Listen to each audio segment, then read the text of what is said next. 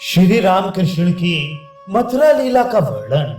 प्राण विपाक मुनि बोले, युवराज दुर्योधन, भगवान बलराम जी और श्री कृष्ण चंद्र ने मथुरा में जो जो लीलाएं की उनका संक्षेप में वर्णन कर रहा हूँ, उसे सुनो। कुछ समय के पश्चात काल नेमी कुमार कंस ने बलराम और श्री कृष्ण को बुलाने के लिए अक्रूर जी को भेजा। अक्रूर जी व्रज में पधारे।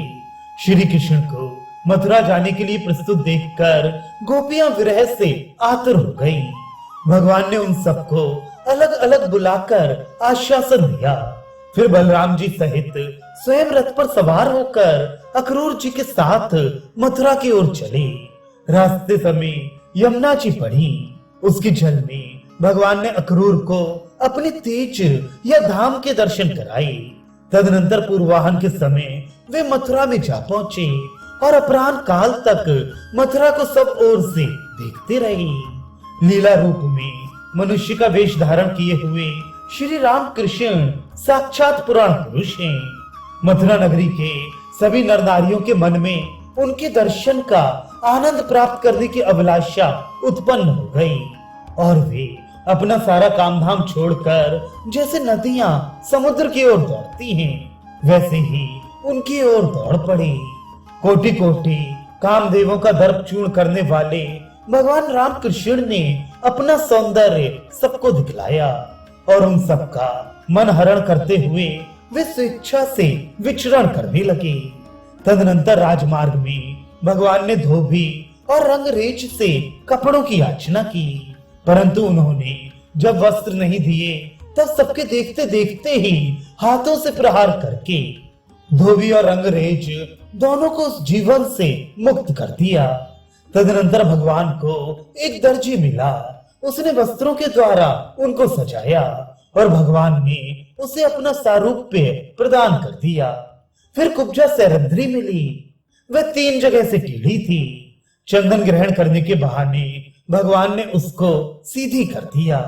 वे तीनों लोकों में सुंदरी बन गई।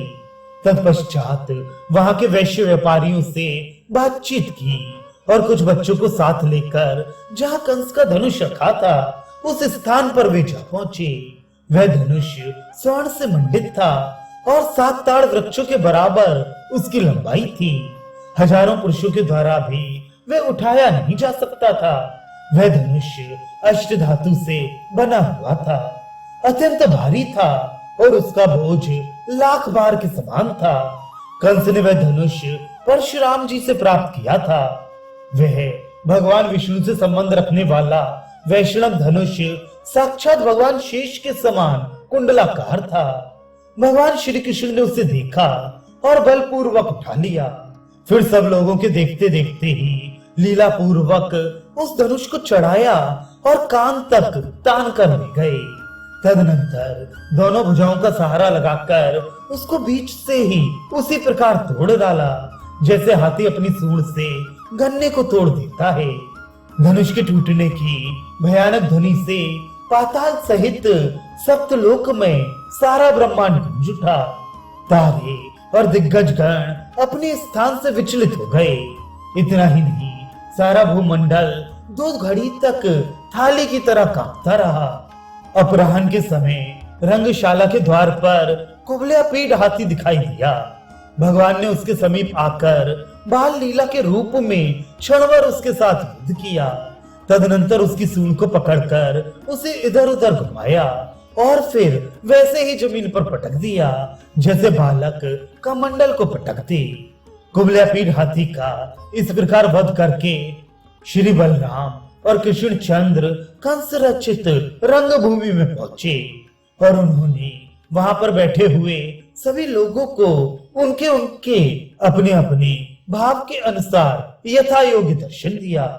फिर अखाड़े में पहुंचकर मल्ल युद्ध के लिए जा डटे और कंस के सामने सब लोगों के देखते देखते ही भगवान बलराम और कृष्ण चंद्र ने चाणूर, मुष्टिक, कूट, शाल और तोशल को धराशायी कर दिया।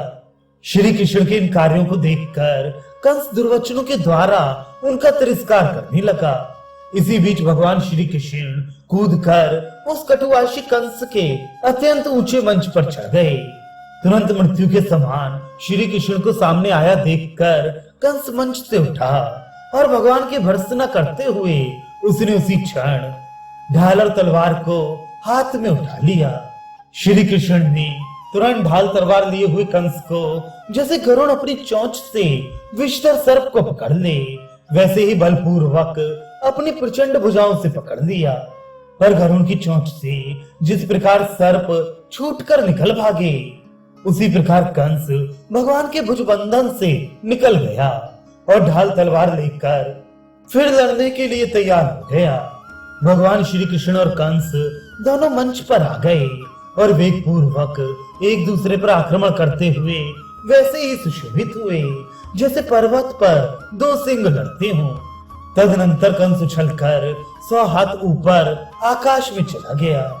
तब भगवान श्री कृष्ण ने भी वैसे ही उछलकर बाज की तरह उसे पकड़ लिया। कंस पुनः श्री कृष्ण के हाथों से छूटकर निकल भागा। तब त्रिलोकी को धारण करने वाले श्री कृष्ण ने फिर अपने प्रचंड भुजा दंडों से उसको पकड़ लिया और इधर उधर घुमाते हुए महाकाश से उसे मंच पर पटक दिया। जैसे बिजली गिरने से वृक्ष टूट जाता है उसी प्रकार कंस के गिरते ही मंच के खंभे टूट गए। वज्र के समान कठोर शरीर वाला वह कंस नीचे गिर पड़ा।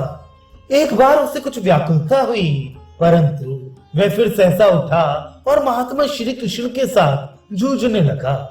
भगवान श्री कृष्ण ने अपनी भुजाओं से पकड़कर उसे मंच पर पटक दिया और वे उसकी छाती पर चढ़ बैठे। तब उन्होंने उसके सिर को पकड़कर केश खींचते हुए जैसे पर्वत से कोई चट्टान को गिराए वैसे ही उसे मंच से नीचे अखाड़े में गिरा दिया। तदनंतर सबके आधार स्वरूप अनंत पराक्रमशाली सनातन पुरुष भगवान स्वयं वेग पूर्वक मंच से कूदकर कंस के ऊपर जा पड़े। इस प्रकार दोनों के गिरने से पृथ्वी कुछ नीचे धंस गई और सारा भूमंडल 3 घड़ी तक थाली की तरह कांपता रह गया। कंस के प्राण निकल गए। उसके देखते देखते ही जैसे भूमि पर पड़े हुए गजराज को सिंह खींच रहा हो वैसे ही वे कंस के शरीर को घसीटने लगे। राजाओं में हाहाकार मच गया। लोग कहने लगे, अहो कैसी आश्चर्य की बात है कि वैर भाव से स्मरण करने वाला कंस भी उन प्रभु के सार रूपी वैसे ही प्राप्त हो गया जैसे कीड़ा भृंगी के रूप में परिणित हो जाता है। कंस की मृत्यु देखकर उसके छोटे भाई तत्काल ढाल तलवार लेकर वहां आ डटे। उन पर बलभद्र जी की दृष्टि पड़ी और उन्होंने मुदगर उठाकर सब ओर से प्रहार करते हुए सबको धराशायी कर दिया। तब देवताओं की दुंदुभियां बज उठी।